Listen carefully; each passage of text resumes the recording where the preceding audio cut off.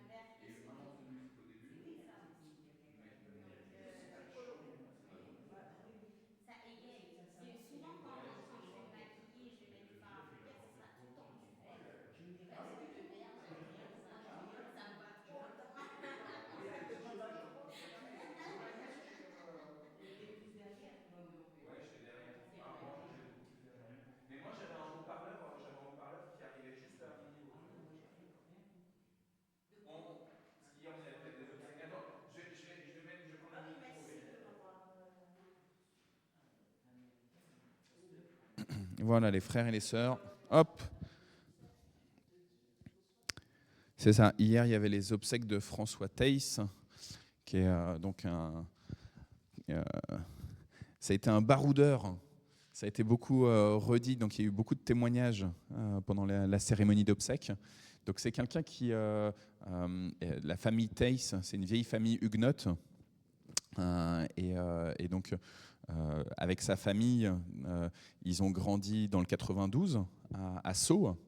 Et lui, il n'était pas trop fait pour des études, à l'inverse du reste de sa fratrie. C'est des gens qui ont été, leur père était haut fonctionnaire, donc il a été conseiller du roi du Maroc, etc. Enfin voilà, donc une famille un peu de la haute. Hein. Mais François, c'était quelqu'un de très très simple, qui aimait bricoler, tout petit, etc. Et donc il a fait des apprentissages. Et ce gars-là, il a beaucoup bourlingué en France et dans le monde, principalement Canada, États-Unis, enfin, où il a vécu. Et il a fréquenté, quand il est arrivé ici, il a fréquenté quelques églises. Il a plutôt fréquenté des églises qu'on dit évangéliques libres. Donc c'est en gros comme nous, les réformés, hein, mais eux, ils ont décidé avant 1905, avant qu'il y ait la séparation entre Église et État en France, de dire, nous, on pense qu'il faut qu'on soit séparé de l'État. Et donc, on les appelle les églises évangéliques libres, mais donc, dans la doctrine, c'est la même chose que ce que nous, on vit ici. Et puis après, évidemment, comme c'était il y a plus de 100 ans, il y a eu aussi des éléments qui, petit à petit, ont continué à avancer. Ce n'est pas une église avec une diversité théologique aussi importante que nous, hein, dans notre union d'églises. L'Église protestante unie de France, c'est une église qui s'est composée en disant il faut qu'on accepte ceux qui sont comme ci, ceux qui sont comme ça, ceux qui sont comme ça, ceux qui sont comme ça. Même si dans la doctrine, il y a des vraies différences et des incompréhensions, là, dans l'église évangélique libre, ils ont toujours gardé le fait qu'il fallait confesser Christ, que ça c'était un élément essentiel. Il fallait pas négliger la résurrection corporelle de Christ, etc. Le péché. Donc voilà, plein d'éléments. Ces églises évangéliques libres, donc il en a fréquenté quelques-unes, notamment quand il y a eu celle de Meulan qui a commencé à faire l'implantation. Alors, c'était pas à Corny au départ d'abord. Hein. Je pense que c'était à Aubevoie. Ouais. Et puis ensuite à Corny. Et donc, c'était quelqu'un que les Lochons connaissent de longue date. Et puis, il a fréquenté notre église même il y a 2-3 ans, peut-être, ouais, quelque chose comme ça. Il est venu plus régulièrement. Et malheureusement, avec l'âge, il habitait Vernon. Hein. Et malheureusement, avec l'âge, il ne pouvait plus venir. Donc, c'est moi qui allais le visiter une fois par mois en général. Et donc, il est décédé il y a 10 jours. Voilà. Et donc, on a fait les obsèques hier. C'était un temps à obsèques. Hein. C'était vraiment... Il pleuvait, il faisait froid. On était dans une église. Il faisait comme à Sainte-Anne quand on a fait la semaine de prière, tu vois. Alors là, il y avait du chauffage quand même, tu vois, en hauteur, hein, qui arrivait. Mais si tu n'étais pas sous les bancs, là où il y avait le chauffage, tu gelais. Mais il n'y avait pas du tout de chauffage, c'était encore pire. C'était encore pire. Ouais. Ouais. Ouais. Ouais.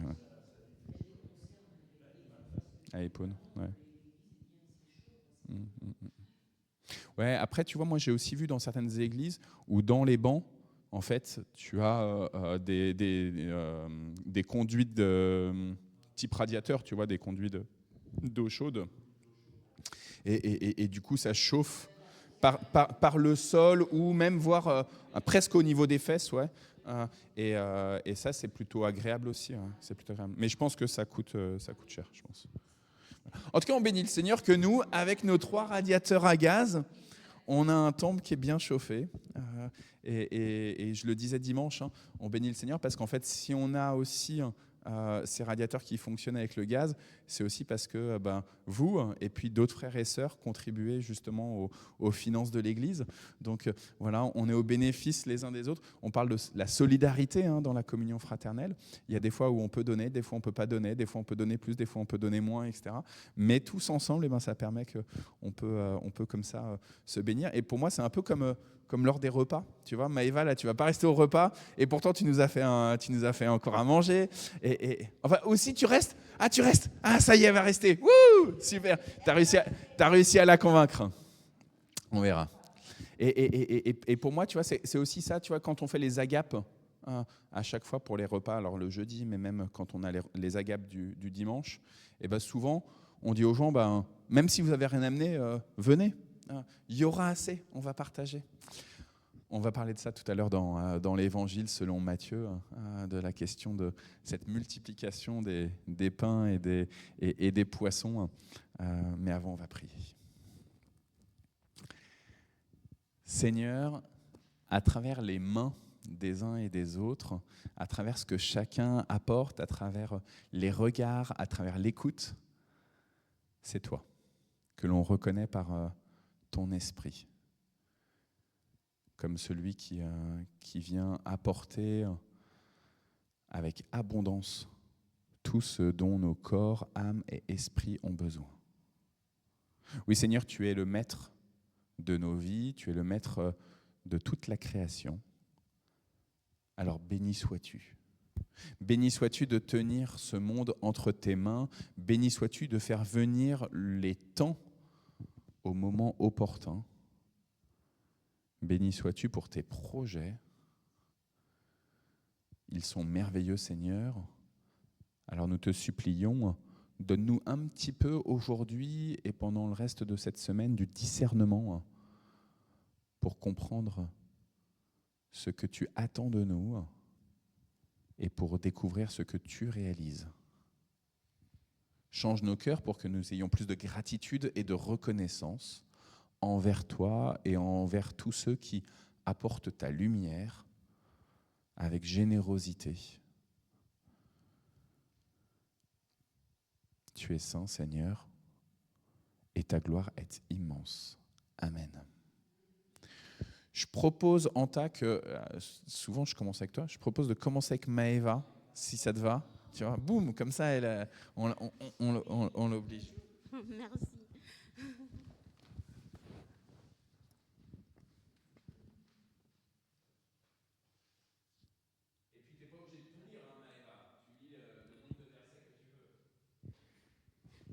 Poème de David. Mon Dieu, garde-moi, c'est en toi je trouve mon refuge.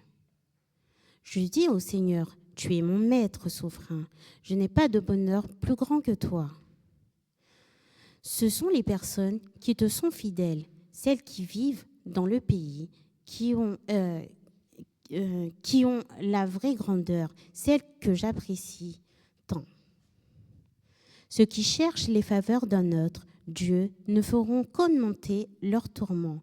Je n'offrirai pas leurs offrandes de sang, je n'aurai même pas leur nom sur mes lèvres. Seigneur, tu es la chance de ma vie, tu es l'héritage qui me revient. Tu tiens mon avenir dans tes mains. C'est un tort qui me ravit. Non, c'est un sort qui me ravit. C'est même le plus bel héritage. Je bénis le Seigneur qui me conseille. Même la nuit, ma conscience m'avertit. Je ne perds pas de vue le Seigneur. Je ne risque pas d'être ébranlé puisqu'il est là, parce qu'il est à mes côtés. C'est pareil. C'est pourquoi j'ai le cœur plein de joie. Tout mon être est en fête. Je suis en parfaite sécurité. Non, Seigneur, tu ne m'abandonnes pas à la mort. Tu ne permets pas que moi, qui suis resté fidèle, je m'approche de la tombe. Tu me fais savoir quel chemin mène à la vie. On trouve une joie pleine en ta présence, un plaisir éternel près de toi. Amen.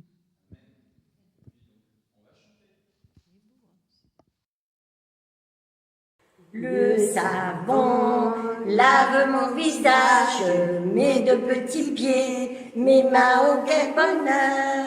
Mais Jésus, pour me rendre plus sage, lui seul peut laver mon cœur. Si le mal y fait une tâche, je connais quelqu'un qui saura l'enlever. C'est Jésus, non rien je ne lui cache, car lui seul tout effacer. Le savon lave mon visage, mes deux petits pieds, mes mains, oh quel bonheur. Mais Jésus, pour me rendre plus sage, lui seul peut laver mon cœur.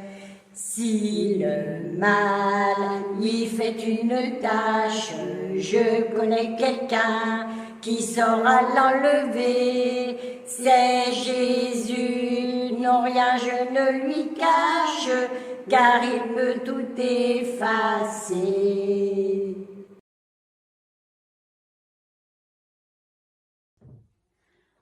Mon Père, je m'abandonne à toi. Fais-le-moi ce qui te plaira. Quoi que tu fasses, je te remercie. Je suis prêt à tout. J'accepte tout, car tu es mon Père.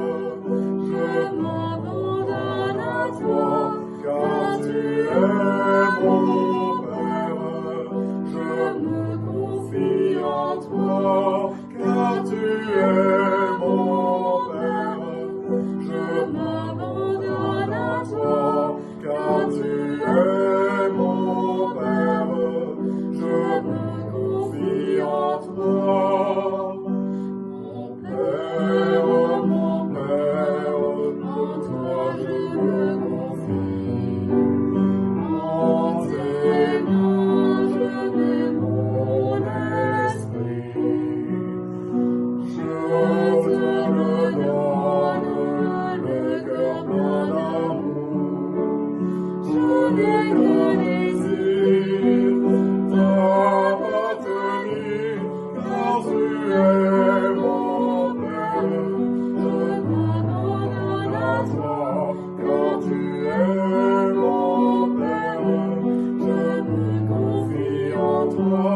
Car tu es mon Père, je m'abandonne à toi. Car tu es mon Père, je me confie en toi.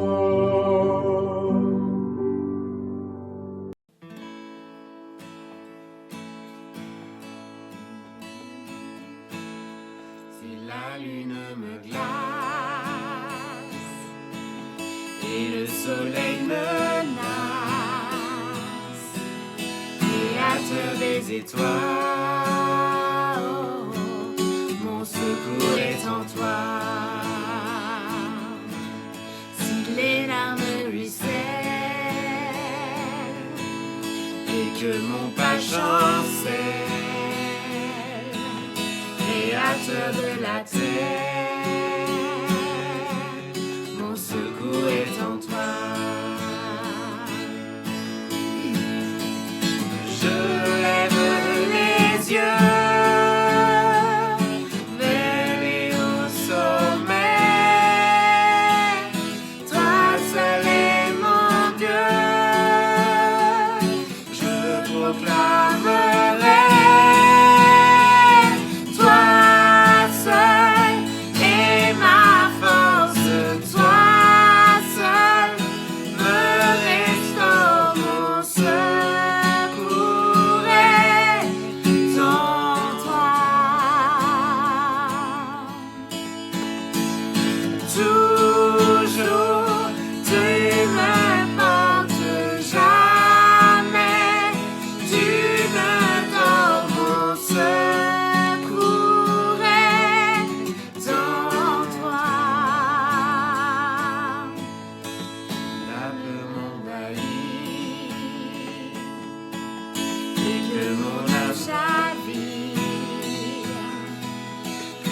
créateur de la vie. Oh, mon secours est en toi. Je lève les yeux vers les hauts sommets. Toi seul est mon Dieu. Je proclamerai. Toi seul est ma force.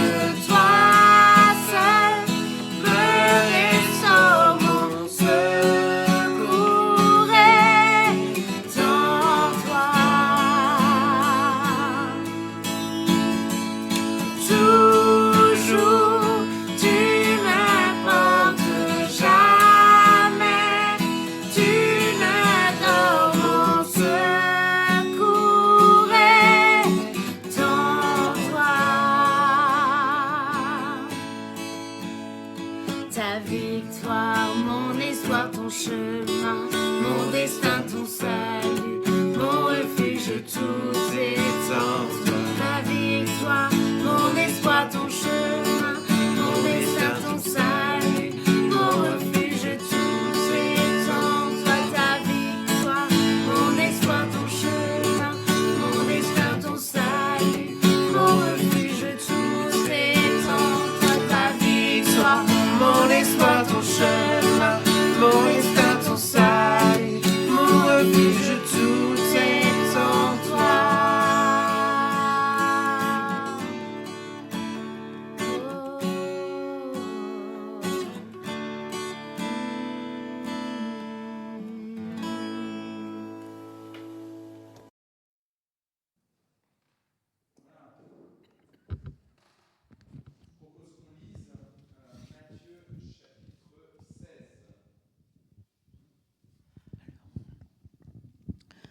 Les pharisiens et les sadducéens s'approchèrent de Jésus pour lui tendre un piège. Ils cherchaient à obtenir de lui un signe venant du ciel. Mais Jésus leur répondit, « Quand vient le soir, vous dites, il fera beau temps, car le ciel est rouge. Et tôt le matin, vous dites, il y aura du mauvais temps aujourd'hui, car le ciel est rouge sombre. Vous savez interpréter les aspects du ciel, mais vous êtes incapable d'interpréter les signes qui concernent ces temps-ci. Cette génération, qui est mauvaise et infidèle à Dieu, réclame un signe, mais aucun signe ne lui sera accordé si ce n'est celui de Jonas. Puis il les quitta et partit. Quand les disciples passèrent de l'autre côté du lac, ils oublièrent d'emporter du pain. Jésus leur dit, « Attention, prenez garde au levain des pharisiens et des sadducéens. » Les disciples discutaient entre eux. « Ils parlent ainsi parce que nous n'avons pas emporté le pain. » Jésus s'aperçut de ce qu'ils disaient et leur demanda, « Pourquoi discutez-vous du fait que vous n'avez pas de pain? Comme votre foi est faible. » Ne comprenez-vous pas encore? Ne vous rappelez-vous pas les 5 pains distribués aux 5000 hommes et le nombre de corbeilles que vous avez emportés? Et ne vous rappelez-vous pas les 7 pains distribués aux 4000 hommes et le nombre de corbeilles que vous avez emportés? Vous ne comprenez donc pas? Je ne vous parlais pas de pain quand je vous disais « Prenez garde au levain des pharisiens et des sadducéens ».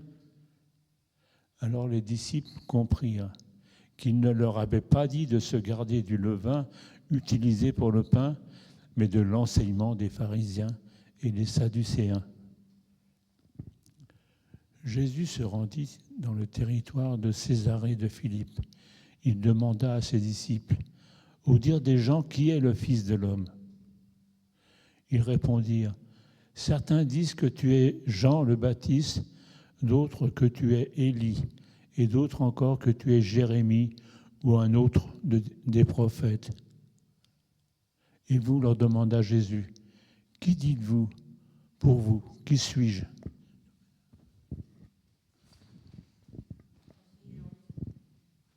J'aurais pu me lever.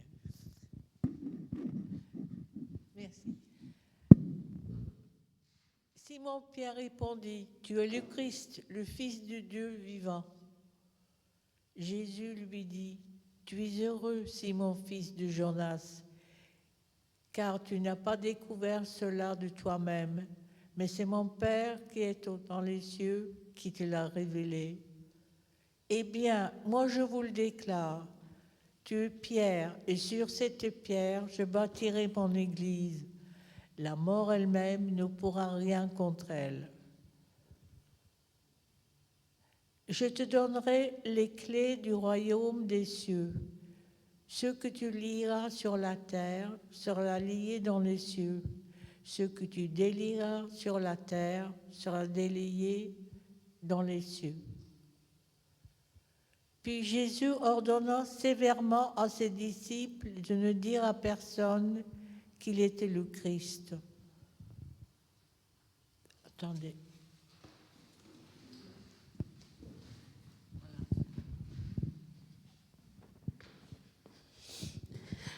À partir de ce moment, Jésus commença à montrer à ses disciples qu'il lui fallait aller à Jérusalem, souffrir beaucoup de la part des anciens, des chefs, des prêtres et des spécialistes des Écritures, être tué et le troisième jour ressuscité. Pierre le prit à part et se mit à lui faire des reproches. « Dieu t'en garde, Seigneur, dit-il, non, cela ne t'arrivera pas. » Mais Jésus se retourna et dit à Pierre, « Va-t'en, passe derrière moi, Satan, tu es un esclave sur ma route, car tes pensées ne sont pas celles de Dieu, mais celles des êtres humains. » Puis Jésus dit à ses disciples, « Mais si quelqu'un veut me suivre, qu'il n'abandonne lui-même, qu'il prenne sa croix et me suive. En effet, celui qui veut sauver sa vie la perdra, mais celui qui perdra sa vie à cause de moi la retrouvera. À quoi bon gagner le monde entier si c'est au prix de sa vie? Que donnera-t-on en échange de sa vie? En effet, le Fils de l'homme va venir dans la gloire de son Père avec ses anges, et alors il rendra chacun selon la façon dont il aura agi. Je vous le déclare, c'est la vérité. Quelques-uns de ceux qui sont ici ne mourront pas avant d'avoir vu le Fils de l'homme venir comme roi. Amen.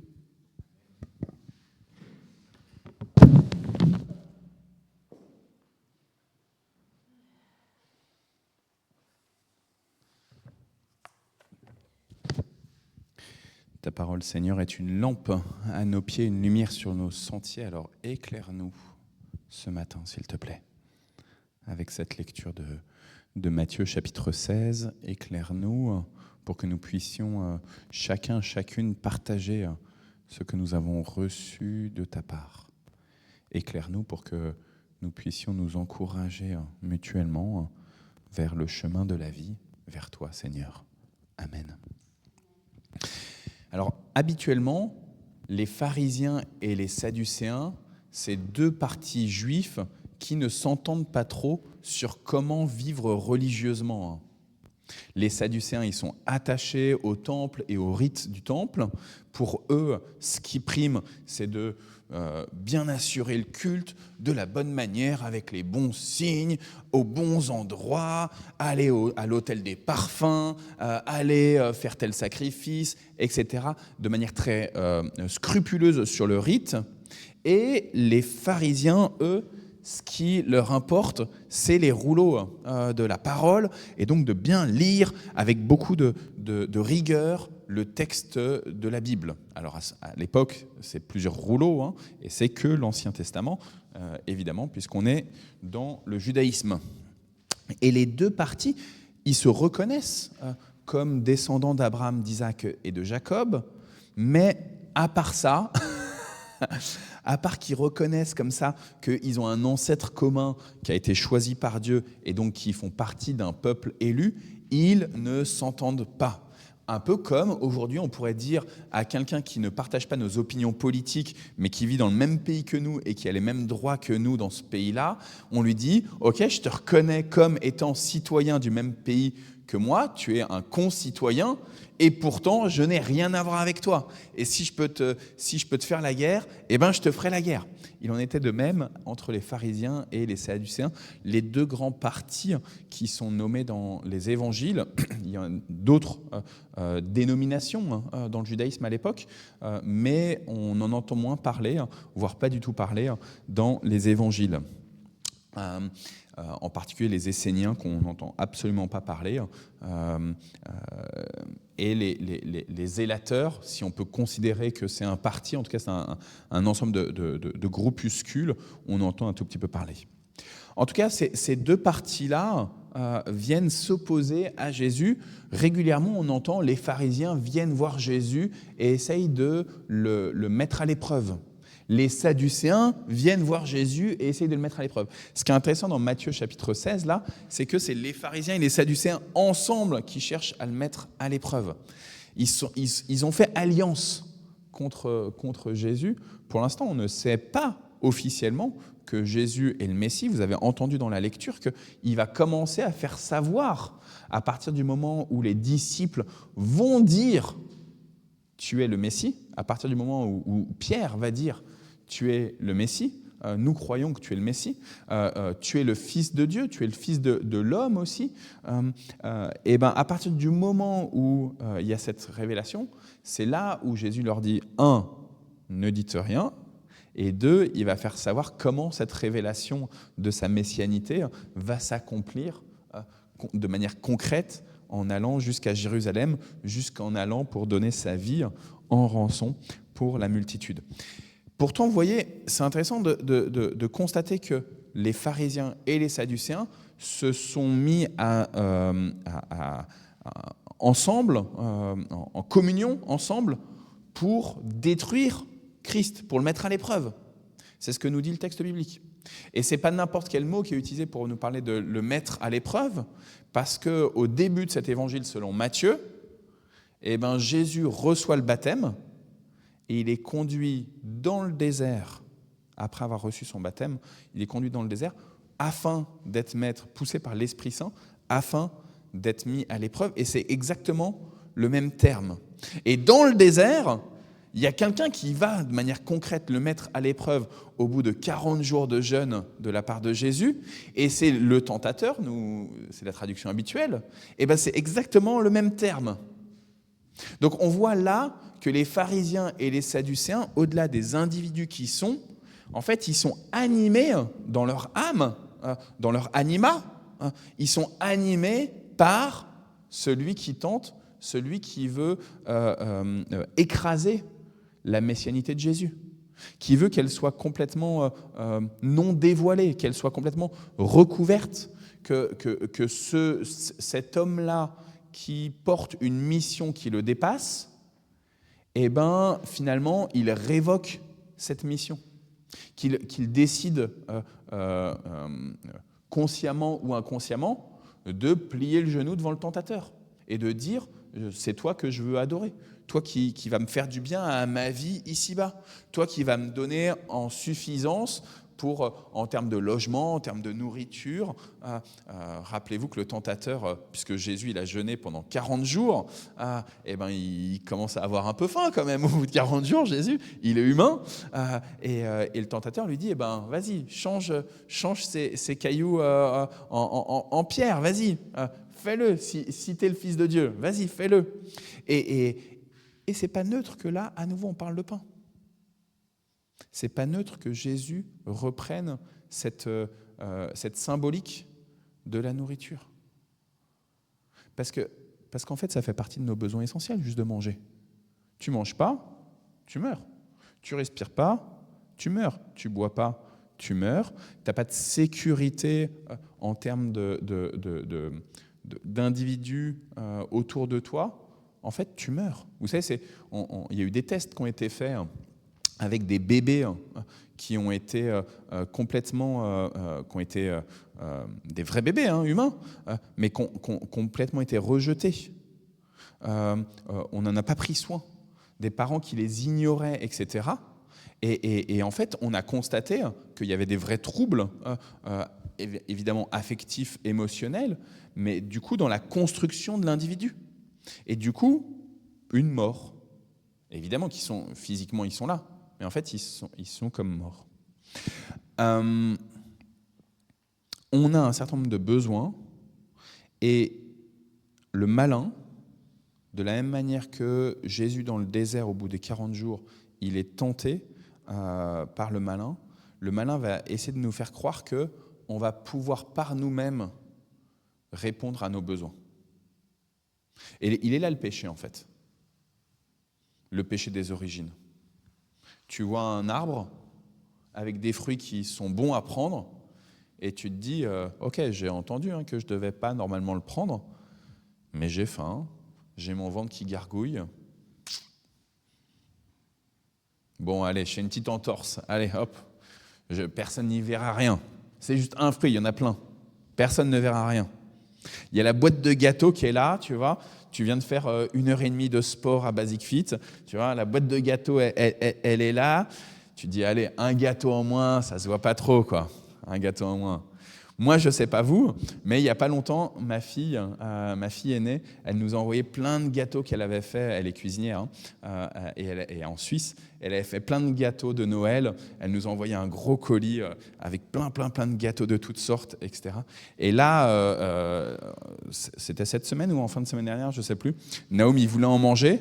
Elle me dit, mais papa, ils sont où les gâteaux? Je dis, bah écoute, comme vous ne les mangiez pas... J'en ai mangé un, j'en ai mangé deux, j'ai éclaté la boîte. Et en fait, ça se voit à un moment donné. Quand il n'y en a plus, il n'y en a plus. Le malin essaie de nous faire croire qu'on va pouvoir, par nous-mêmes, satisfaire à nos besoins. Et le malin, il est tellement puissant qu'il va mettre dans notre culture du monde le fait qu'il faut compter sur nous-mêmes. Aide-toi et Dieu t'aidera. Combien de fois on entend ça et combien de fois nous-mêmes on peut le dire? Il faut que je fasse ma part. Et comme ça, peut-être que Dieu, en effet, il répondra si je fais ma part. Mais en fait, c'est pas comme ça la foi chrétienne. C'est pas si tu fais ta part, Dieu va répondre. C'est Dieu va répondre. Dieu va d'abord faire si tu lui demandes, et après il va t'engager pour faire avec lui. Mais c'est parce que Dieu répond d'abord que tu peux ensuite t'engager. Mais voyez, il y a un retournement de situation dans la foi chrétienne qui est compliqué en fait à vivre au quotidien.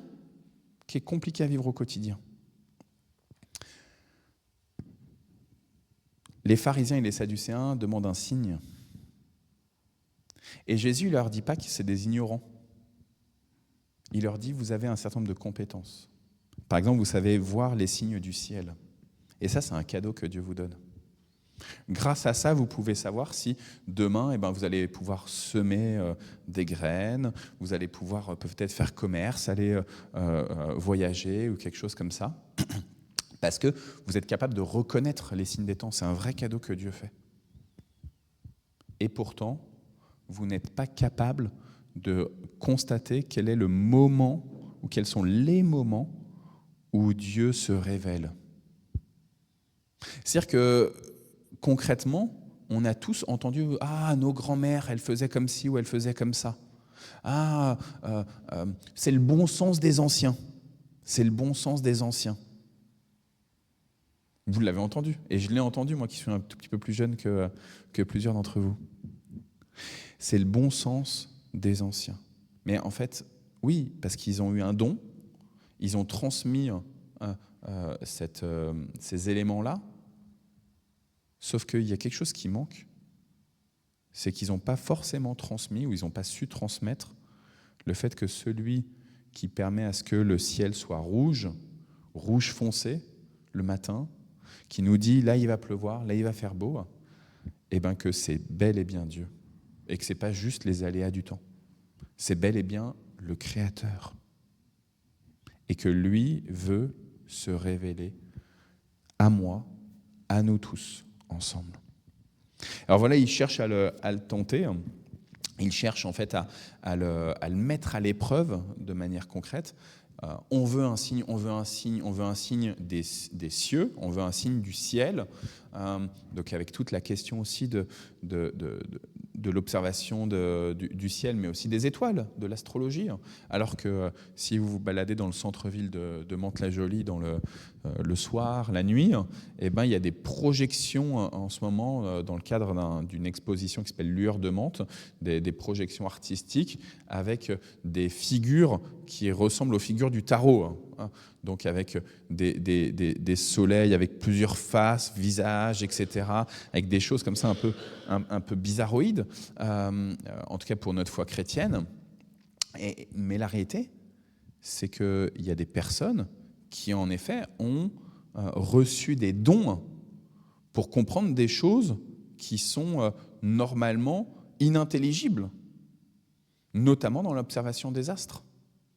Mais entre recevoir des dons dans l'observation des astres et en faire une espèce d'idole et en faire un lieu d'enfermement, c'est parce que tu es né à tel moment que tu dois avoir tel caractère, c'est parce que tu as tel prénom que tu dois avoir tel caractère.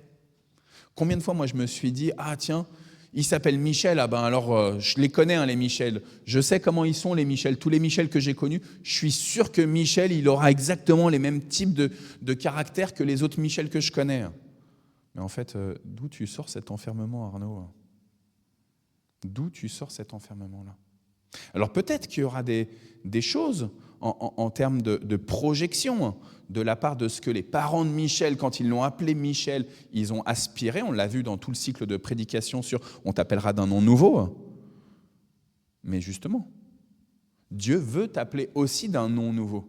Il veut donner un nouveau sens à ta propre identité. Il veut que de Michel, tu deviennes d'abord et avant tout fils du Dieu vivant, enfant du roi des rois, petit frère de Jésus-Christ. Et donc, on sort, on casse les barrières qui fait que non, Michel, il doit être comme ci et comme ça, et point final. Parce que les Michel, c'est des gens droits, c'est des gens sur qui on peut compter. J'en sais rien, je dis des choses comme ça qui me passent par la tête. Mais c'est vrai qu'on peut compter sur toi. Mais en fait, tu peux t'appeler Michel et on peut ne pas compter sur toi aussi. Parce qu'il y a des choses, des fois, c'est positif et il y a des choses, c'est négatif. Souvent, on dit les choses négatives. Ah, moi, je connais les livres. Les livres, oh non, elles sont pénibles, les livres. Oh là là. Donc ça, c'est négatif. Mais peut-être que des fois, inversement, on dit des choses qui semblent très positives. Si je dis les livres, elles sont toutes généreuses. Elles sont généreuses. Ben, en fait, je te contrains à être généreuse. Mais en fait, peut-être qu'il y a des fois, tu as autorité en Christ pour ne pas être généreuse. Et ce n'est pas négatif. C'est-à-dire que, inspiré par l'Esprit Saint, tu dois pouvoir être généreuse et tu dois pouvoir aussi ne pas être généreuse. Tu dois pouvoir être complètement libre, en dehors de ce que les gens y projettent sur toi. Alors voilà, en tout cas, je reviens sur les pharisiens, les sadducéens. Ils cherchent à piéger Jésus, ils veulent un signe, et Jésus leur dit, il ne leur sera pas donné d'autre signe que celui de Jonas. Et donc le signe auquel ils pensent, c'est le fait que Jonas, il a été pendant 3 jours enfermé dans le ventre de la baleine, et qu'au bout des 3 jours, il en est sorti après avoir supplié Dieu, en fait.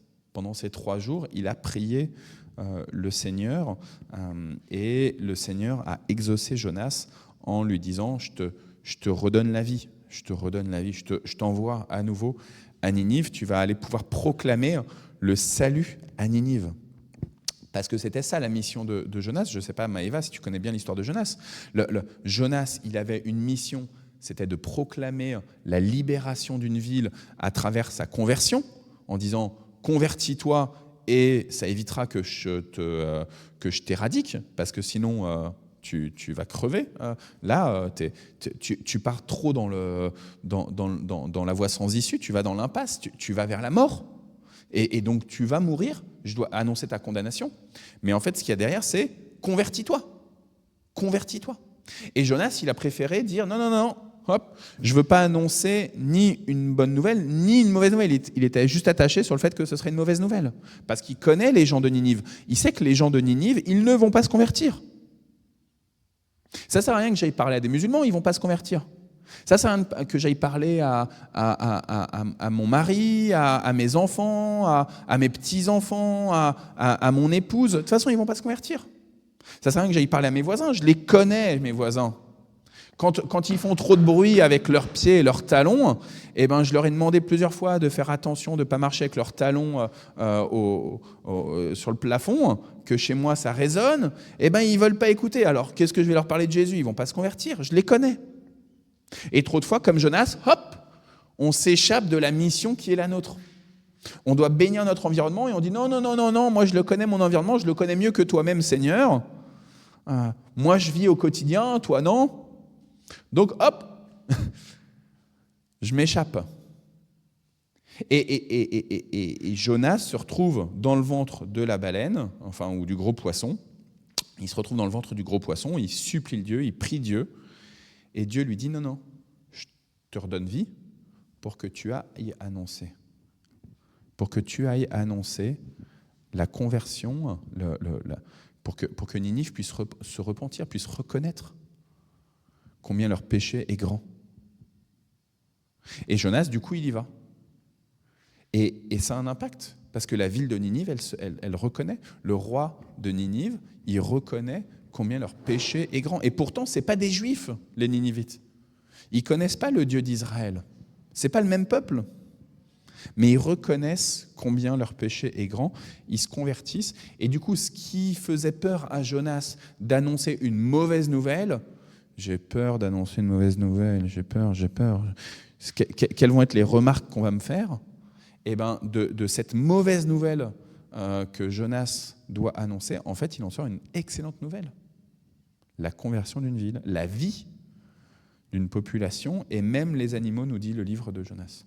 Donc il n'y a pas d'autre signe que le signe de Jonas, à savoir, pas seulement les 3 jours en fait, mais la vraie libération, la repentance, la reconnaissance du péché, la reconnaissance de notre autosuffisance. Je bosse, j'ai bossé, c'est bon, j'ai fait ma part. Maintenant, à moi le retour. J'ai bien donné, ou je donne bien tout le travail qu'il faut, et donc j'ai le droit de recevoir ceci ou cela. Parce que je. Et vous voyez, c'est ça, cette autosuffisance. Alors qu'en fait, la posture du chrétien, elle est de dire humblement, Seigneur, je reconnais que sans toi, je ne peux rien avoir. Je ne peux pas avoir un toit sur la tête sans toi. Je ne peux pas avoir mes vêtements sans toi. Je ne peux pas avoir ma famille sans toi. Je ne peux pas avoir des relations. Je ne peux pas avoir des choses matérielles, des choses spirituelles. Je ne peux rien sans toi. Alors viens à mon secours. Viens à mon secours. La posture du chrétien, elle est idéalement celle-ci. Et je dis bien idéalement parce qu'en fait, on est tous un peu en difficulté le matin de se réveiller. Est-ce qu'on dit au Seigneur, « Seigneur, j'ai besoin de toi pour ma journée. Seigneur, je suis pauvre. Je suis pauvre. Et je suis comme un vagabond, un mendiant. Seigneur, ce matin, à mon réveil, j'ai besoin de toi. » Alors, il n'y a pas d'autre signe que celui de Jonas qui leur sera donné. L'histoire des 3 jours, mais plus encore l'histoire de la reconnaissance de notre éloignement de Dieu, la repentance, et puis la guérison, la libération réelle. C'est ça le signe de Jonas. Et puis donc, ils partent et Jésus dit « Prenez garde au levain des pharisiens ». Et ils pensent tout de suite à la nourriture. Et il y a un truc que moi j'ai trouvé intéressant là, dans ce Matthieu 16, là, c'est qu'il fait référence à la double multiplication des pains et des poissons. Celle qui a nourri 4000 hommes, celle qui a nourri 5000 hommes. Il y a un certain nombre de théologiens qui pensent qu'en fait, il n'y a qu'une seule multiplication des pains. Et que Matthieu, on ne sait pas trop pourquoi, il y a une espèce de division de cette multiplication des pains. Il a raconté un récit où il y a 4000 hommes avec 7 pains. Il y a un récit avec 5 pains et il y a 5000 hommes, etc. Bon, c'est Matthieu, il est un peu buggé dans sa tête. Sauf que là, ce qui est intéressant, c'est que Jésus redit, alors c'est le Jésus de Matthieu, narré par Matthieu, mais il redit bien, rappelez-vous, il y a bien eu 2 multiplications. Donc c'est vrai, point final. Cherchez pas midi à 14h. Il y a bien eu 2 multiplications des pains. J'ai déjà, et à chaque fois, en fait, vous avez été troublés. Qu'on puisse nourrir avec de la nourriture que vous n'aviez pas apportée.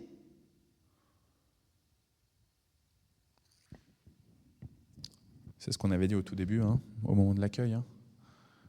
On est ici chauffé, et je vous bénis, et je m'auto-bénis de contribuer à notre petit niveau aux finances de l'Église. Mais en fait, nous, là, même, on est au bénéfice de tous ceux qui, aujourd'hui, mais comme hier aussi, ont contribué à ce temple-là,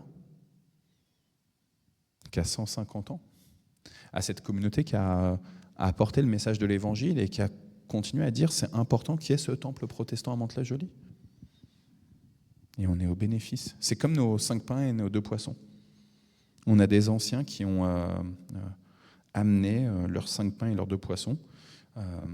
Ils auraient pu en faire autre chose, mais ils ont décidé d'investir en construisant cet édifice, matériellement, mais aussi spirituellement. Alors gardez-vous du levain des pharisiens. Ça ne suffit pas seulement justement le côté matériel. Il faut aussi penser à la doctrine qui est offerte. Mais la doctrine, pas simplement la doctrine doctrinale, de je pose comme ça le dogme et point final. Et si tu confesses ce dogme-là, t'es un bon réformé de l'Église du Mantois. Et si tu confesses pas ce dogme-là, on va te mettre à part.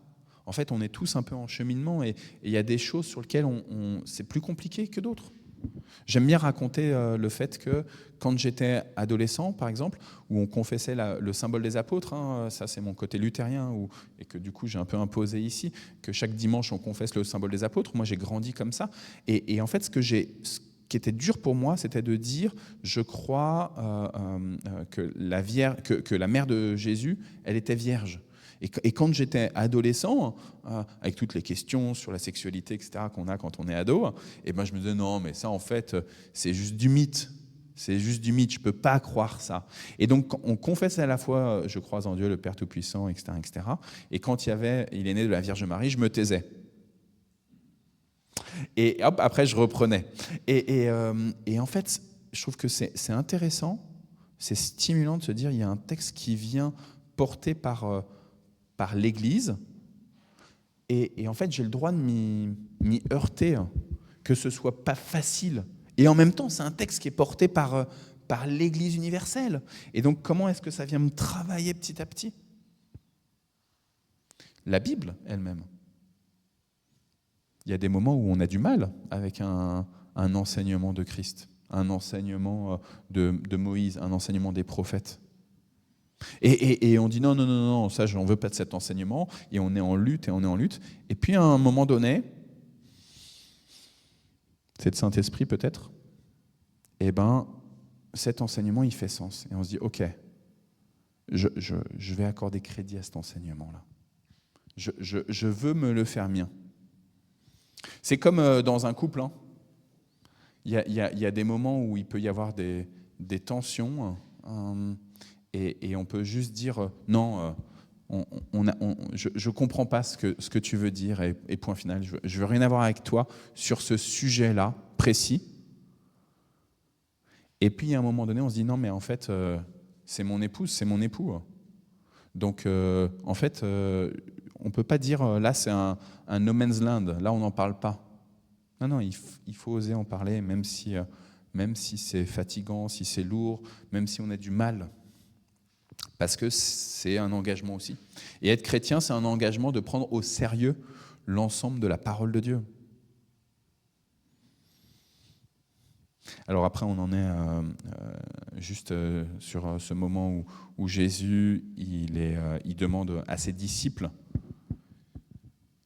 qui, les gens ici, là, pensent qu'est le Fils de l'homme. Et ils ont très bien compris que quand il dit le Fils de l'homme, c'est de lui dont il parle. Je vous le relis. Au dire des gens, qui est le Fils de l'homme? Et les disciples répondirent, certains disent que tu es Jean le Baptiste. Donc ils ont bien compris, les disciples, que quand il dit Fils de l'homme, c'est bien de lui dont il parle. Et donc ils lui disent, voilà, il y en a qui disent ci, il y en a qui disent ça, il y en a qui disent ça, il y en a qui... Ils osent lui dire ce qu'ils ont entendu à son propos. Je ne sais pas si vous oseriez dire, si Anta, toi tu oserais me dire, Arnaud, que pensent les gens de la communauté de moi? Tu vois? Parce que dire ça, c'est éventuellement à la fois recevoir, tu vois, ah ben en fait, tout le monde dit du mal de toi, Anta, tu vois, soit de la part des autres, tu vois, soit même mettre à mal la personne que tu interroges. C'est-à-dire que moi, j'ai pas envie de te faire du mal, etc. Et là, c'est ce que Jésus demande. Que disent les gens de moi? Dernièrement, quelqu'un m'a présenté une connaissance et après m'a dit ça. T'en penses quoi? Je ne vais pas dire du mal de ta connaissance, c'est un ami pour toi. C'était compliqué comme question. Que disent les gens de moi? Et vous? Qui dites-vous que je suis? Et vous? C'est une question essentielle pour notre quotidien, quand j'ai des actions à mener, quelles qu'elles soient ces actions. Qu'est-ce que je dis de Christ? Qu'est-ce que je dis de Jésus? Est-ce que dans ma journée, aujourd'hui, on est quoi? On est le 22, le 23. Qu'est-ce que ce 23 janvier, je dis de Jésus? Est-ce que c'est juste, il est le Fils de Dieu? Est-ce qu'il est mon ami? Est-ce qu'il est mon grand frère? Est-ce qu'il est un thaumaturge il y a 2000 ans, quelqu'un qui faisait des miracles et des guérisons il y a 2000 ans? Est-ce que c'était un prophète? Est-ce que c'était celui qui a donné sa vie pour moi? Est-ce qu'il répond à mes besoins encore aujourd'hui? Qu'est-ce que je dis de Jésus? Tu es le Christ, le Fils du Dieu vivant, dit Pierre. Tu es le Christ, le Fils du Dieu vivant. Au tout début, il demande, les pharisiens et les sadducéens, un signe venant du ciel. Et Jésus leur dit, vous ne connaissez pas, salut Marc, vous êtes capable de reconnaître les signes du ciel, mais vous n'êtes pas capable de reconnaître les signes des temps. Et le mot qui est utilisé là pour les signes des temps, c'est kairos, donc c'est le moment précis, le moment donné, boum, comme ça. Et là, c'est intéressant que Pierre dise, on est sur Matthieu 16, Marc, et que Jésus dit, Pierre dit, tu es le Christ, le Fils du Dieu vivant. Comme si ce kairos, ce moment précis, cet instant, il devient une éternité. Tu es le vivant ad vitam aeternam. Tu es le vivant. Et du coup, Jésus peut dire que tu es Pierre, sur cette pierre, je vais bâtir mon église, et la mort elle-même ne pourra rien contre elle. Il lui pose ça comme un instant, justement un kairos. Toi, tu deviens Pierre, et en fait, par toi, en tant que Pierre prendra ça, pierre vivante, dans son épître, vous êtes des pierres vivantes, tu es Pierre, mais en fait, finalement, l'Église elle-même ne mourra pas. Et pas l'Église catholique romaine, mais l'Église, celle constituée de pierres vivantes. Et après, à partir de ce moment-là, donc Jésus va raconter qu'il faut qu'il aille à Jérusalem et qu'il souffre. Voilà. J'ai été déjà très long sur Matthieu 16, mais du coup, maintenant, c'est à vous. Merci, Anta. Oui, moi je pense justement à la prière œcuménique qui s'était déroulée la semaine dernière. Et on parle justement de Sadducéens et des pharisiens qui prêchent Jésus, mais Mais voilà, même si et le problème pour eux, c'est que eux, ils ont vraiment, voilà, moi c'est ça le dogme, mais l'autre c'est autre chose. Et ils sont comme ça, mais ils reconnaissent quand même Jésus. Et nous, c'est vrai que quand on a été en catholique, il y a plein de choses qui nous séparent avec les catholiques. Enfin bon, moi je dis ça, peut-être que je ne peux pas dire ça, mais on était ensemble et on a bénéficié de plein de choses. C'était, moi, ça m'a beaucoup apporté. Voilà, c'est la première fois que j'ai été dans cette prière œcuménique, mais c'est pas pour autant qu'on n'a pas les mêmes opinions, qu'on est divisé, quoi. Et c'est pareil dans l'Église, hein. Tout le monde ici n'a pas la même opinion pour telle ou telle situation, mais c'est pas pour autant à commencer par la paroisse, de ne pas être divisé. Donc ça, c'est important de prier justement. On ne peut pas avoir ça si, par notre propre force. C'est là qu'on a toujours besoin de... Je reviens sur ça aussi.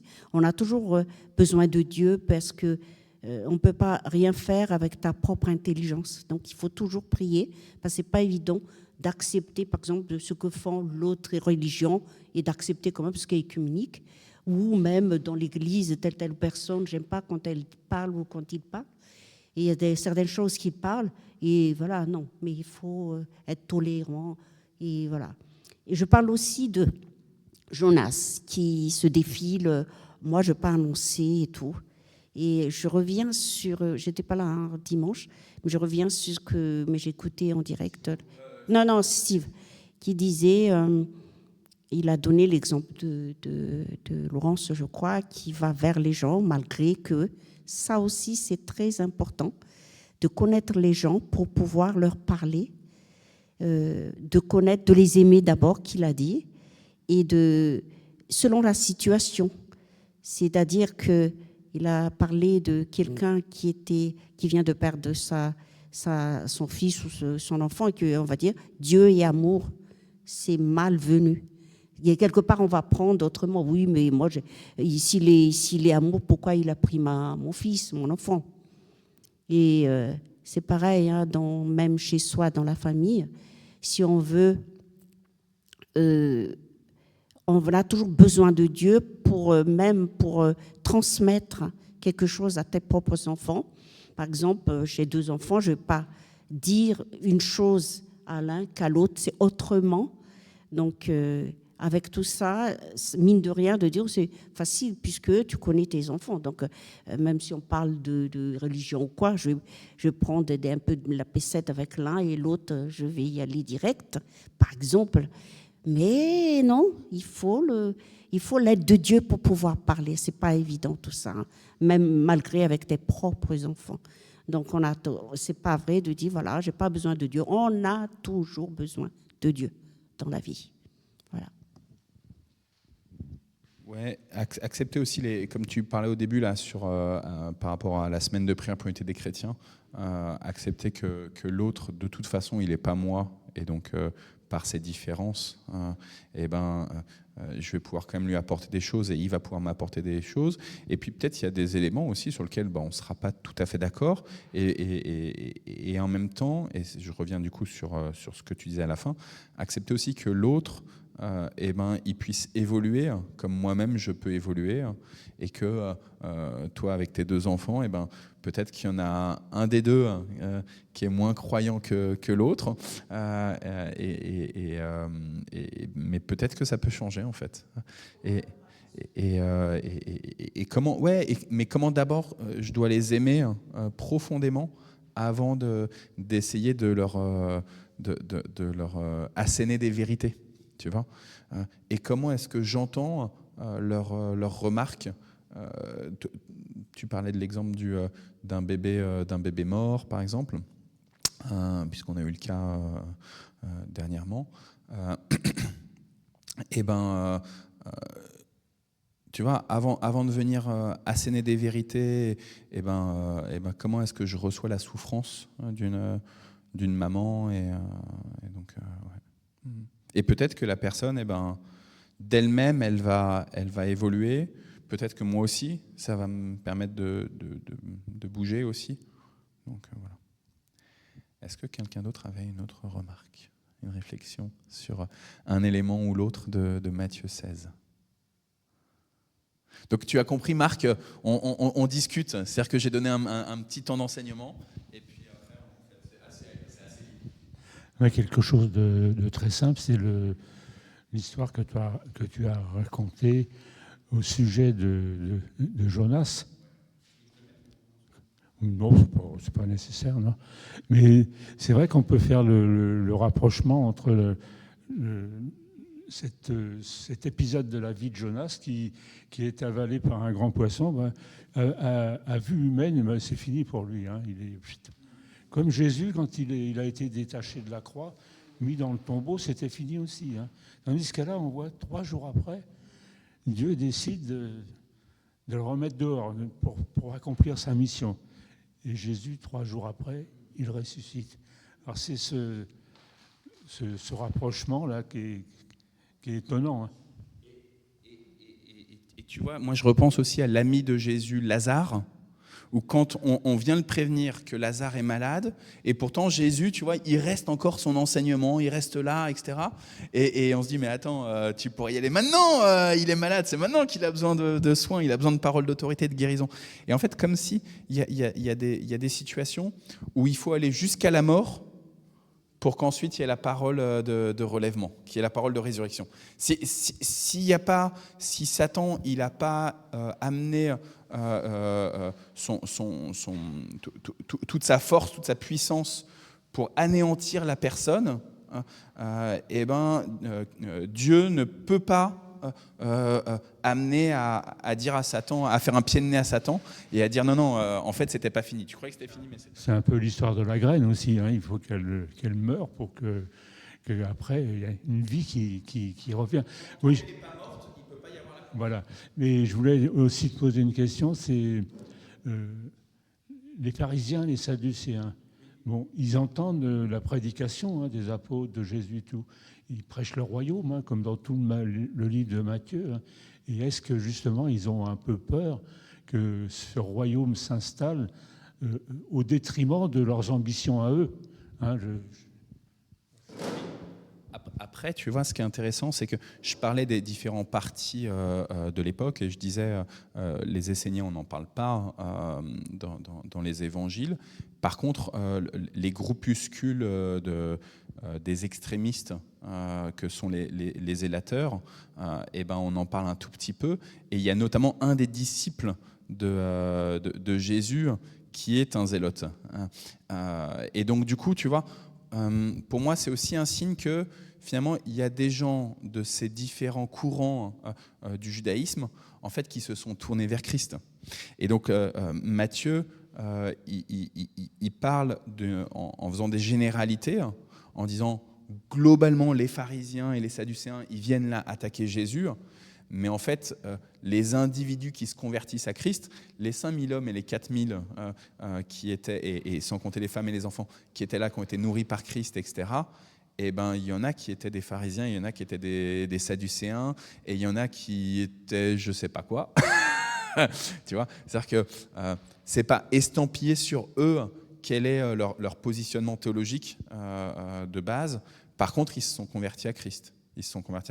Et tu vois, tous les actes de guérison, etc., en fait, ce qui est intéressant, c'est que les évangiles racontent peu, finalement, quels sont leurs positionnements théologiques de base.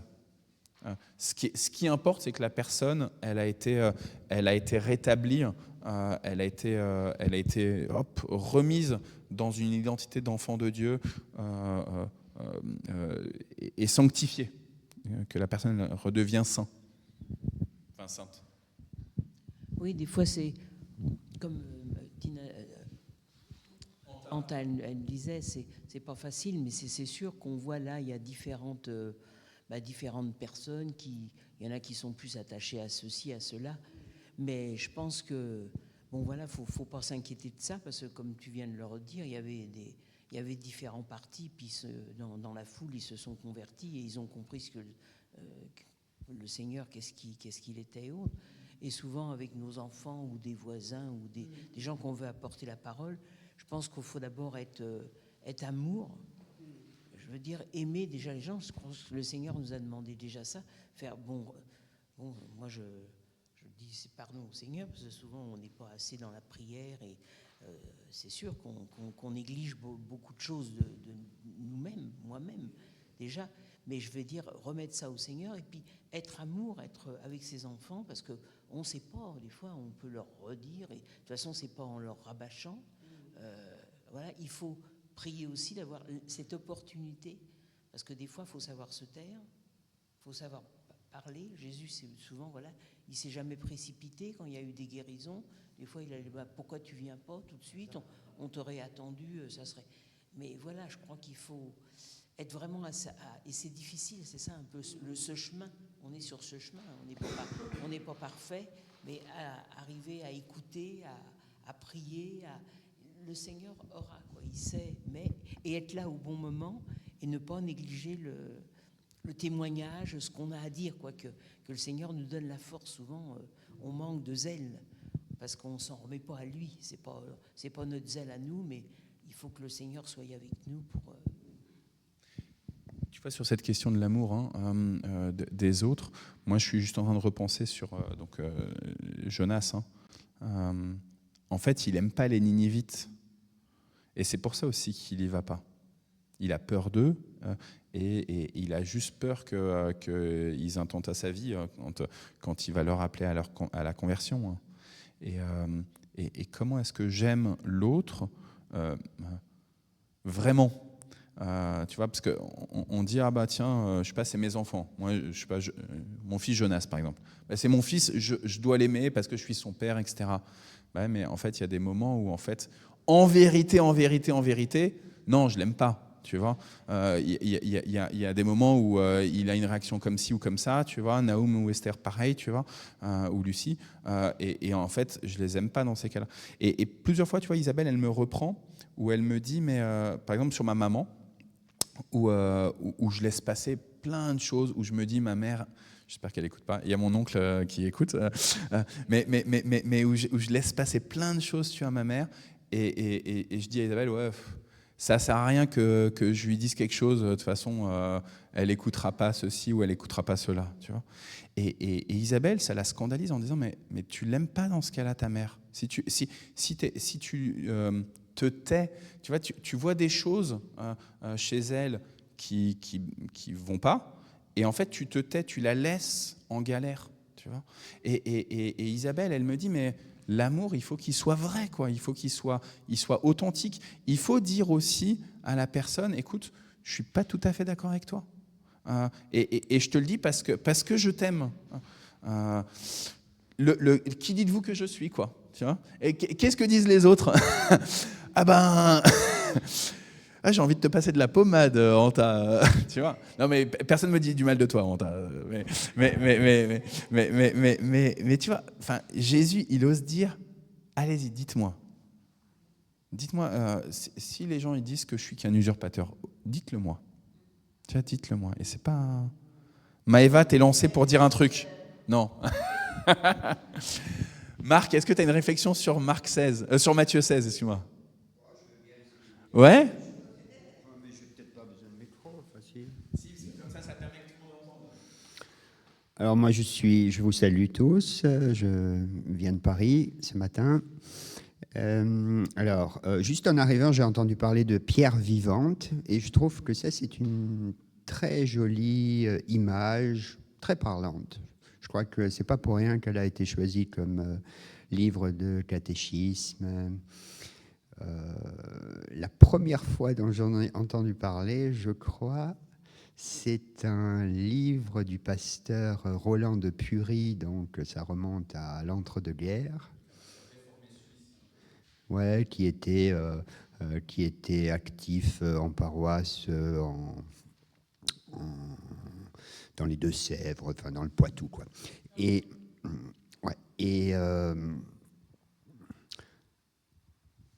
Je crois que c'est une image qui parle à beaucoup de monde parce que finalement, il y a l'opposition entre pierre et vie. Et alors, je me demandais à quoi ça pouvait contraster. Et j'ai cette image qui est montée en tête d'un amas de chaises. J'ai vu une fois une exposition moderne où en fait l'artiste avait accumulé tout un tas de chaises. Et ces chaises représentaient en fait les places d'enfants morts. Bon.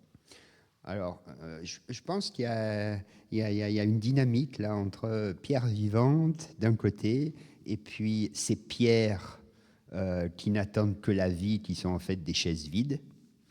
Et donc, on peut mettre de la vie là entre les deux. Et je pense que il y a une image de résurrection parce qu'en fait, les pierres sans vie m'évoquent la tour de Babel, par exemple. Et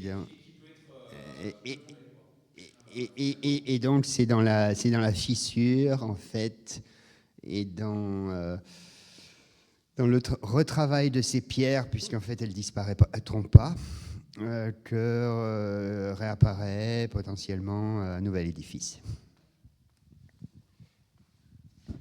Et cette tour de Babel, en fait, elle a été construite par des humains qui étaient bien vivants, mais ils ont construit pour leur propre gloire, en fait.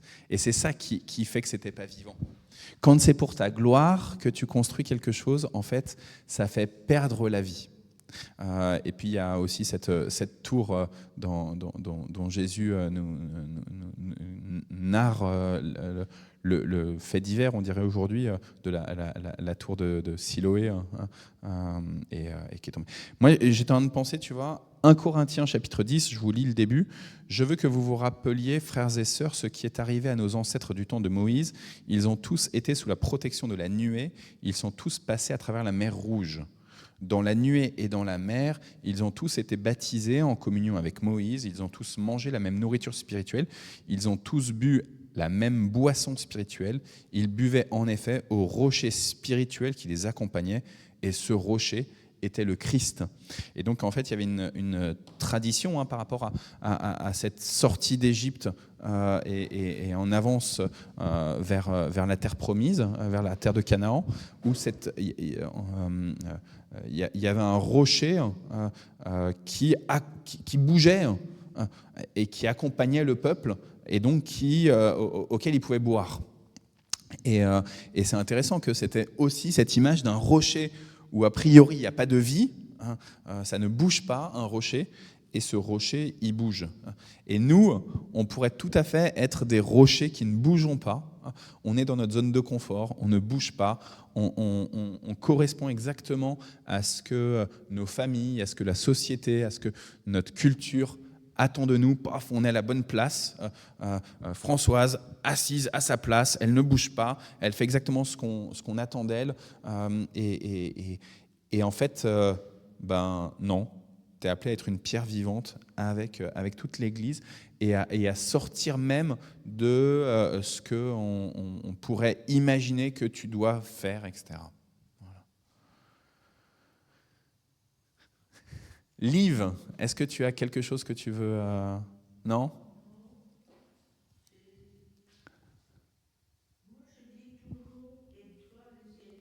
Ah bah voilà. Justement.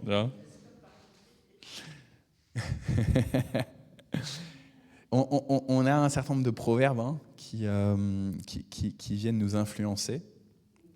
Et comment est-ce qu'on, à la fois, on les entend, et comment est-ce qu'on les fait nôtres, comment est-ce qu'on leur donne un sens nouveau aussi. Donc voilà. Le Seigneur Jésus, il veut. C'est parce qu'il y a de l'énergie. Ouais. Le problème est que des fois, ça ne va pas du tout.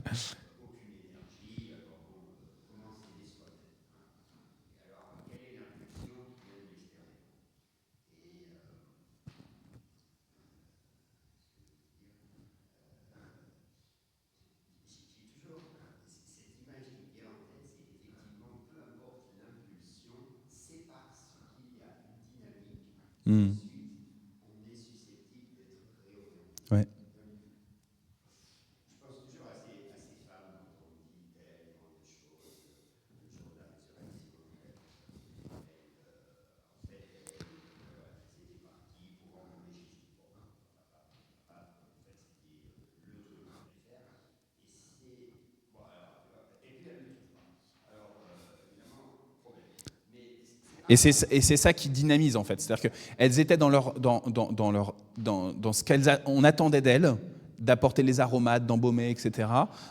Et finalement, ce qui les a bousculées, c'est un truc un peu bizarre, quoi. Christ n'est pas là, le corps n'est pas là. Ouais.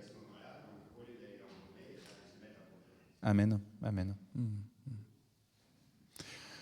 Ok, je vous propose qu'on s'arrête là sur le texte de Matthieu 16. Alors, je prends le fil rouge de Porte Ouverte pour notre temps de prière. Du coup, le fait que Alain soit pas là, tu vois, heureusement que je le reçois par email, le fil rouge de Porte Ouverte. C'est sur le fait qu'il y a une église en Inde qui a été fermée. Alors, je vous lis le texte. Le 7 janvier 2025, l'église Jai Nazarene a été attaquée par un groupe extrémiste hindou lié au RPP, un parti pro-hindou. Le groupe a pris d'assaut les locaux de l'église, vandalisant ses biens, notamment les ventilateurs, la chaire, la croix, le panneau d'affichage. Ils ont même apporté des bulldozers dans l'intention de démolir le bâtiment. La situation a dégénéré jusqu'à l'intervention de la police qui a pu empêcher la démolition. Cependant, le groupe a verrouillé l'église et l'a accusé de fonctionner illégalement. L'un des manifestations a affirmé que l'église avait violé la réglementation en louant la propriété dans laquelle elle était installée. Le président de l'organisation des jeunes du RPP, du district, a soutenu la fermeture de l'église et a appelé les autorités locales à prendre des mesures. Sur les réseaux sociaux, le groupe extrémiste diffuse aussi une propagande qui présente les chrétiens comme des rebelles ayant une influence négative sur la société. Et donc, il nous demande de prier pour la sécurité des chrétiens dans la province de Sudur Pashchim. Prions pour que Dieu fournisse un nouveau lieu sûr pour la communion et les cultes. Prions pour que les autorités fassent preuve de justice et de sagesse afin de gérer la situation de manière équitable et impartiale. Et puis donc, je vous rappelle que les 3 pays, le trio en tête de l'index mondial de persécution 2025, donc c'est la Corée du Nord, le Soudan et le Yémen. Corée du Nord, Soudan, Yémen, le trio gagnant de ceux qui persécutent le plus les chrétiens pendant l'année 2024, mais qui ont été présentés lors de l'index mondial de persécution de la semaine dernière.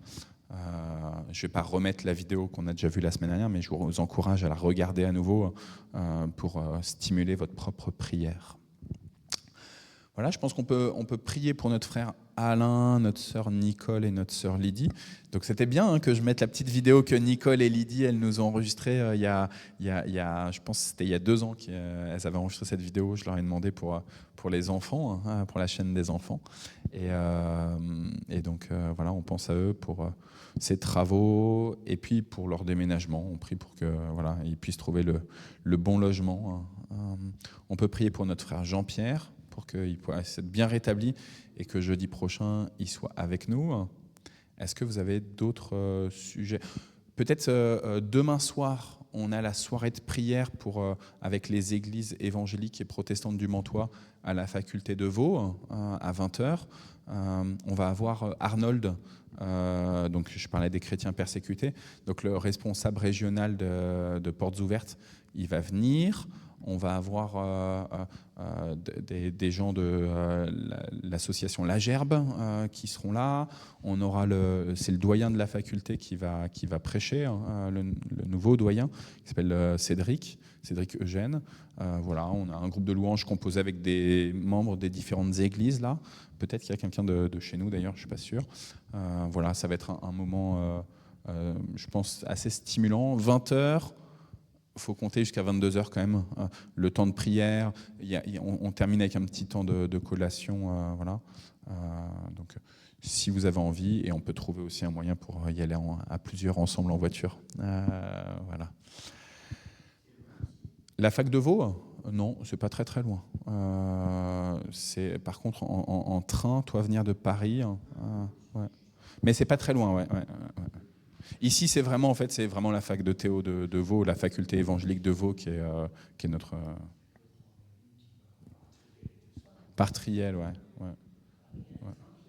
Ah ouais, c'est ça.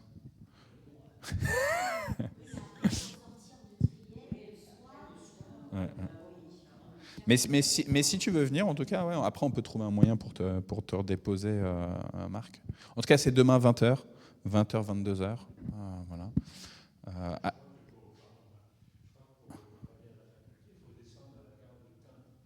ok. D'accord. C'est plus proche. Ouais, parce que comme la fac, elle est en sortie.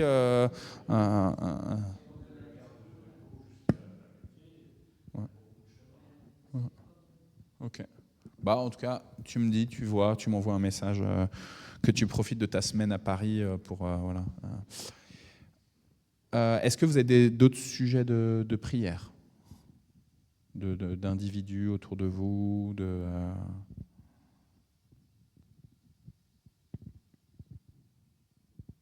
non?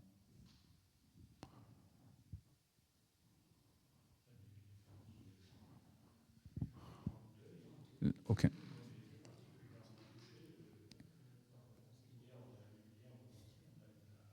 Les obsèques de la petite fille de ton frère?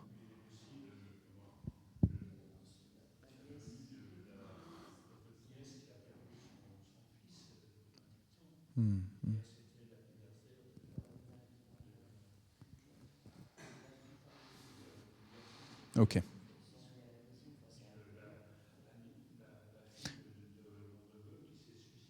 Ouais. Ouais. Est-ce que tu sais quand auront les obsèques de ta petite nièce, de la petite fille de ton frère?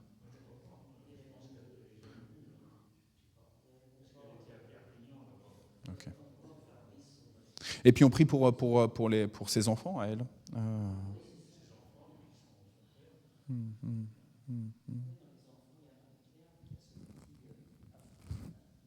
Oui. Redis-moi son prénom. Parker. On prie pour Parker, le petit Parker, qui est un bébé, hein, qui est en maison, voilà, en famille d'accueil. Parker. Il faut le mettre dans le groupe de prière du mardi à Anta. Parker, qui a été confié à Marie-Claire. J'oublie tout le temps de le marquer dans le groupe. Du coup, il faut le noter. Merci à Anta. Oui. Je pense qu'on peut, en parlant de famille d'accueil, etc., on peut prier aussi pour les filles de Frédéric Héricotte. Tu vois, j'avais échangé quelques messages avec la sœur de Frédéric à Noël. Elle m'avait fait des photos de ses nièces. Frédéric Héricotte, c'est un de nos frères de l'église qui est décédé l'été dernier, 40 ans, et donc qui avait des filles en bas âge. Et ouais, donc elles sont chez leur maman, voilà, et surtout la tante, donc la sœur de Fred, elle est quand même assez présente. Donc voilà.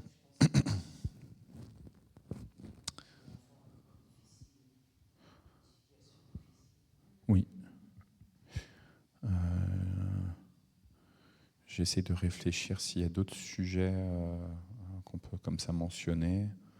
Bah, simplement les lieux de guerre et les lieux de paix. Oui. Ok. Je te laisse commencer, Michel.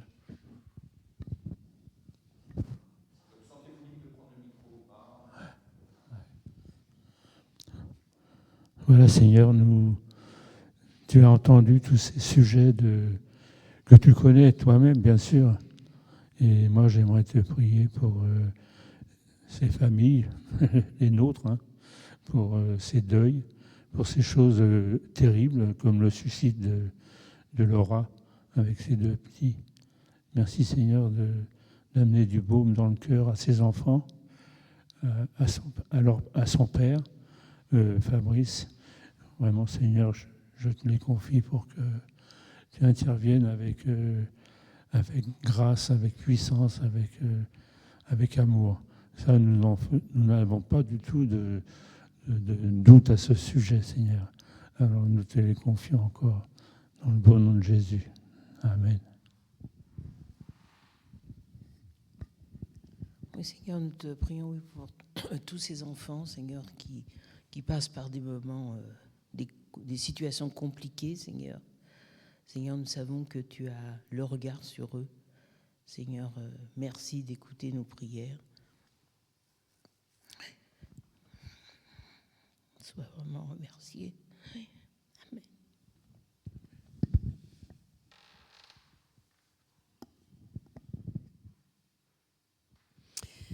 Seigneur, te remercions déjà de nous permettre de nous réunir aujourd'hui librement. Et nous te demandons de venir en aide, de protéger ces chrétiens qui sont persécutés en Inde. Seigneur, déjà protège ceux qui sont persécutés, aide-les à maintenir leur foi, à garder leur foi, à ne pas lâcher la rampe chrétienne. C'est pas évident. Et aussi, je prie pour ces opposants, Seigneur, et ces dirigeants, donne-leur ta compassion. On parlait d'amour tout à l'heure. Aide-les à avoir de l'amour pour leur prochain et tu peux faire des miracles, Seigneur, malgré que nous, on se dit, c'est pas la peine. Toi, tu peux faire des miracles. Aussi, Seigneur, aide ces dirigeants, ces opposants parmi le peuple qui persécute les chrétiens en Inde et ailleurs. Je prie aussi pour l'union de l'Église écuménique, catholique, protestant et autres, et aussi la réunion dans l'amour aussi, dans cette paroisse de Mantes-la-Jolie-Gassicourt, dans l'amour, dans la compassion, l'entraide, dans le deuil des autres, qu'on soit toujours présent ou en présentiel ou par la prière, mais ceux de nous entraider entre nous et pour toutes ces familles en ce moment dans notre paroisse qui sont en deuil. Réconforte-les, Seigneur, et ceux aussi qui sont malades, rétablis leur santé, Seigneur, et ceux qui sont comme, je pense particulièrement à Jean-Pierre,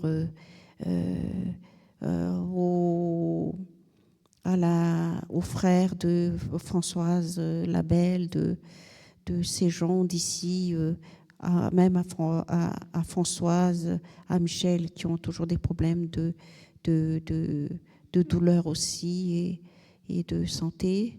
Je pense aussi à la famille Lauchamp, la petite Lydie qui a toujours un problème de santé. Et aussi, Seigneur, surtout, aide-les dûment à trouver un logement. Et en ce moment, comme tu le sais, ils sont en train d'enlever les cartons pour que le bailleur puisse faire des travaux. Aide-les, Seigneur, et aide-les aussi à accepter ce que tu leur donnes, comme à entrevoir vraiment ce qui est important pour toi. Qu'ils laissent, il y a trop de critères aussi, et donc qu'ils laissent, aide-les à discerner ce que toi tu veux qu'ils fassent. C'est que ta volonté soit faite et guide-les, Seigneur. Et comme nous tous, on a besoin d'être guidés, aide-nous à accepter ton aide et toujours compter sur toi dans nos décisions, dans nos choix et dans notre vie quotidienne, et à te louer et surtout à être toujours reconnaissant pour les bénédictions que tu nous donnes dès le matin, de nous donner à chaque fois, tous les matins, la vie. C'est vraiment, c'est par ta grâce qu'on est là, Seigneur. Aussi, aide-nous aussi, chacun de nous, à nous aimer, à remettre notre vie tous les jours entre tes mains. Au nom de Jésus. Amen.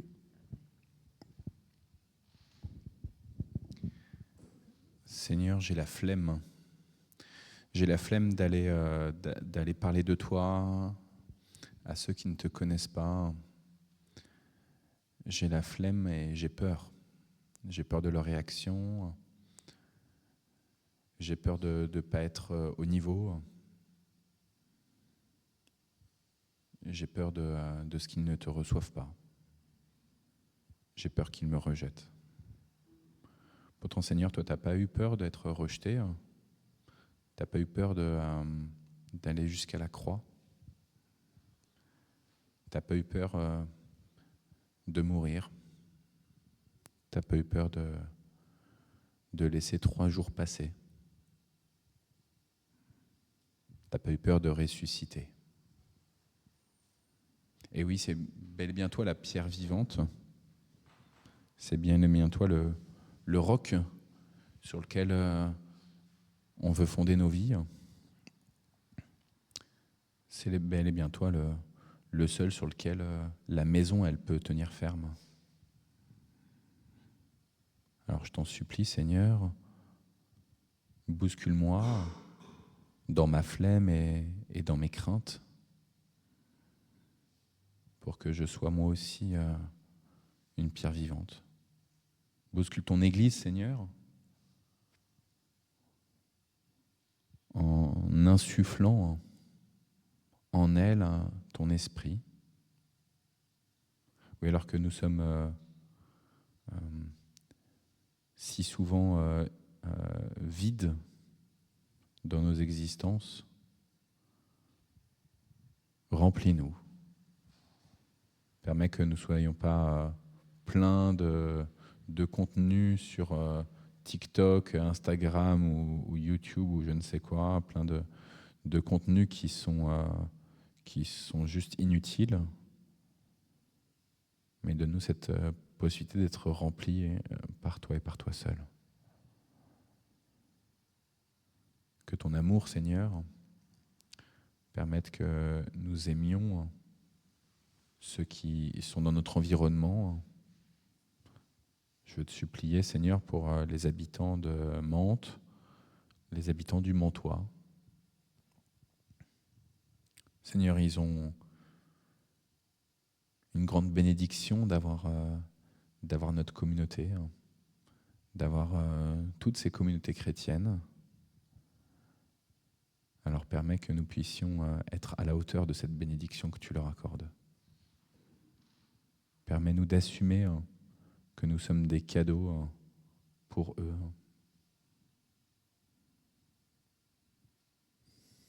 Amen.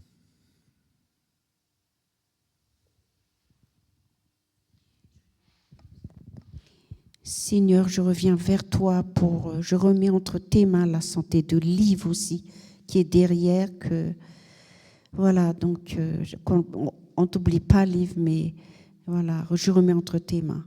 Garde-la en bonne santé, Seigneur, quoi que ce soit qui lui arrive, tu seras là, pose ta main sur elle. Au nom de Jésus, amen. Et puis on veut te prier pour la vue de Michel, Seigneur. Et selon les mots de ton Fils, nous te disons, notre Père qui es aux cieux, que ton nom soit sanctifié, que ton règne vienne, que ta volonté soit faite sur la terre comme au ciel. Donne-nous aujourd'hui notre pain de ce jour. Pardonne-nous nos offenses, comme nous pardonnons aussi à ceux qui nous ont offensés. Et ne nous laisse pas entrer en tentation, mais délivre-nous du mal, car c'est à toi qu'appartiennent le règne, la puissance et la gloire pour les siècles des siècles. Amen. Vous êtes des pierres vivantes, alors que le Seigneur, voilà, insuffle cette vie en vous pour que vous puissiez annoncer d'abord à votre propre âme que Dieu vous aime, et puis ensuite, s'il se peut, aux âmes des autres, que Dieu les aime vraiment, jusqu'à ce qu'il en donne son Fils pour eux. Soyez bénis au nom du Père, du Fils et du Saint-Esprit. Amen. Et puis on salue ceux qui sont connectés sur Facebook. On vous embrasse, on vous souhaite un bon jeudi.